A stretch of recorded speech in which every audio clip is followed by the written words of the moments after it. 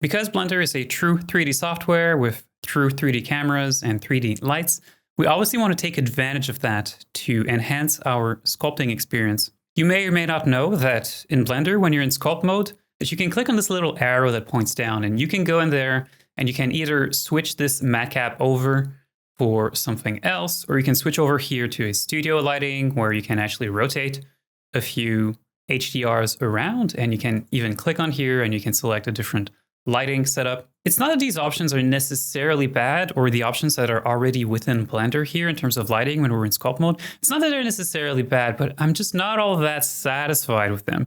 Anyone who knows me a little bit and has seen the kind of renders that I like to do know that I like to have those very black shadows once in a while. I'm a very big fan of the chiaroscuro style lighting. Because of course, lighting is very important.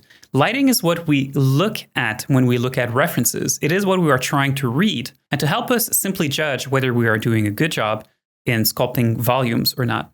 Doesn't this look wonderful when we're sculpting? We're getting these very, very nice, very strong shadows going on. It really helps us to judge volumes and to judge what we are doing. And it is simply impossible to do this within ZBrush. ZBrush cannot do this at all. The thing that I actually really want in this particular stage is to have a bit of a turntable that is set up. The solution I'm going to propose to you actually works pretty well. So if we don't have a better solution, this one works just as well and will offer you a very nice way to control the lights.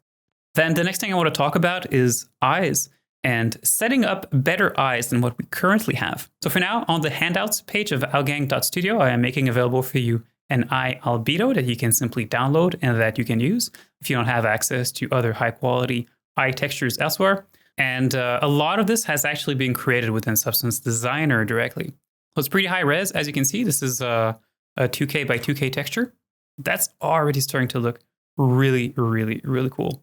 We want to play around with the cornea to also get really nice reflections going on within these eyes. So just having a little bit of it within the scene, as you can see, it really adds a lot of life to these eyes there.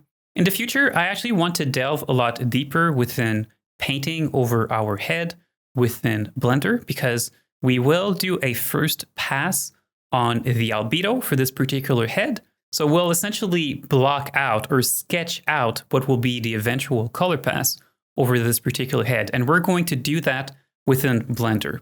So keep an eye out on that. And there is a lot more Blender content coming to Algang in the future. Until next time, take care.